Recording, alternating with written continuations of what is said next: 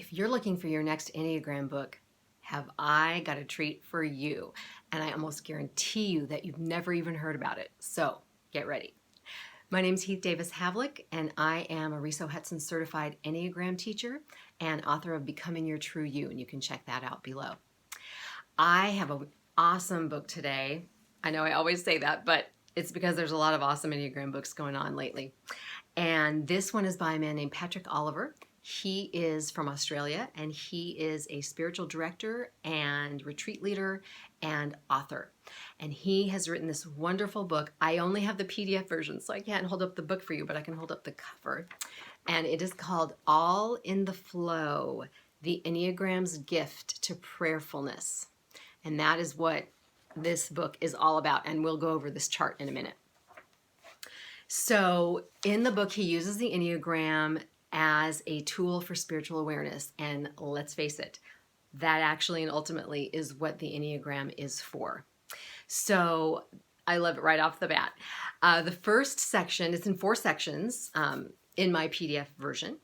And the first section is about how we are created to be mirrors of God, which is such a cool idea.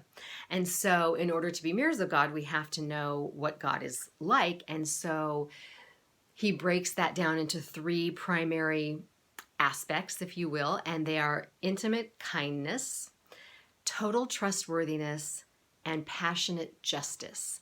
And those 3, of course, correlate with the 3 centers of intelligence, right? So intimate kindness is for the 2, 3s, and 4s.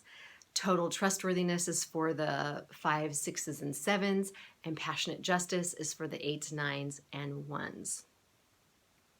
So we are invited to mirror who God is, and each Enneagram type is particularly good at one of these aspects within those sort of 3 broad categories.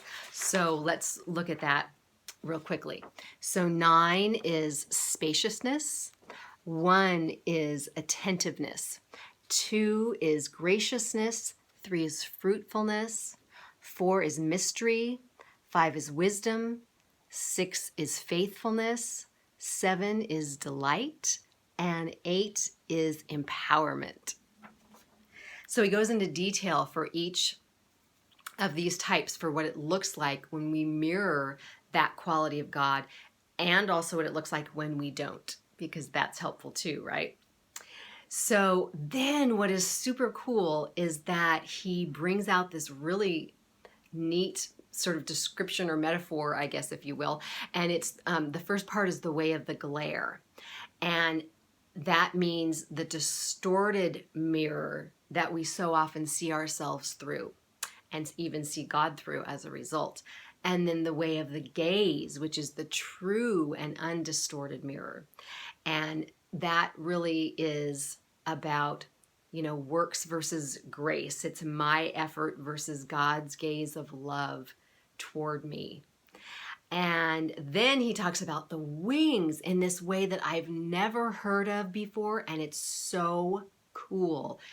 It's just wonderful, and I can't even do it justice by talking about it here. So that section alone is worth getting the book for. It's really detailed and wonderful. And again, never heard about the wings discussed in quite this way. So yeah, get the book just for that if that's all that's interesting to you. But the whole book is so good, and it's just got so many wonderful, breakdowns in different ways, and it's just so useful in our prayer lives, in learning who we are, and then again turning the true gaze toward God and being able to receive the true gaze of God toward us without our personality filter. It's so good. All right, so that's only the first section. Section 2 is about living in the modes of God's love. And here he talks about the harmony triads, though he doesn't really use that phraseology. So he talks about God's grounding love, God's companioning love, which is a great word, and God's inspiriting love, which is another great word. So that's section 2. And again, he goes through each one of the types for those 3 modes. Then we have section 3, which is about the planes of love.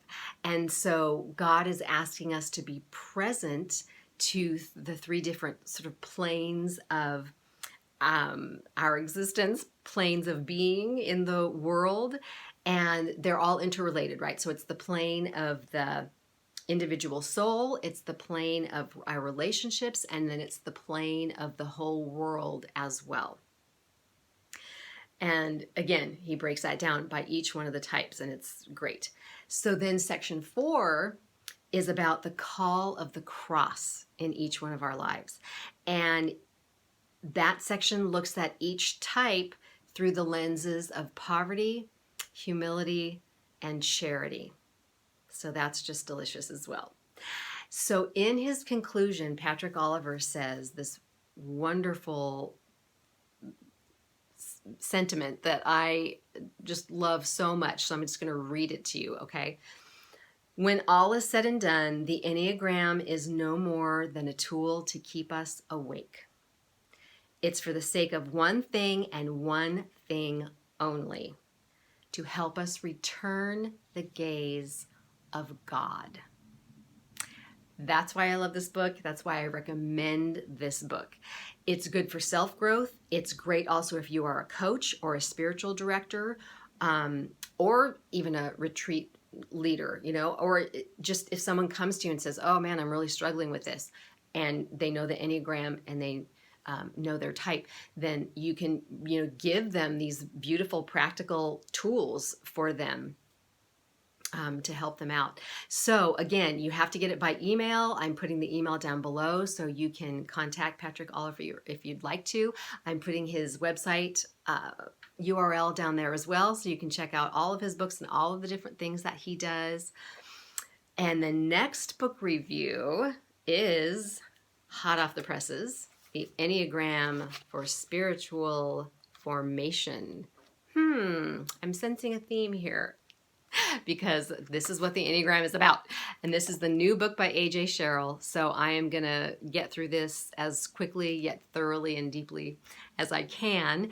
And if you want to make sure that you don't miss this review, all you have to do is hit that subscribe button. See what I did there? All right. If you like this video, please hit the like. If you didn't like it, please hit the don't like, and then leave a comment and let me know why, so that I can learn how to give you what you want and what you need, because that's what I'm all about. That's what I'm here for. All right, you guys. So until next video and next time, blessings on your journey. Bye-bye.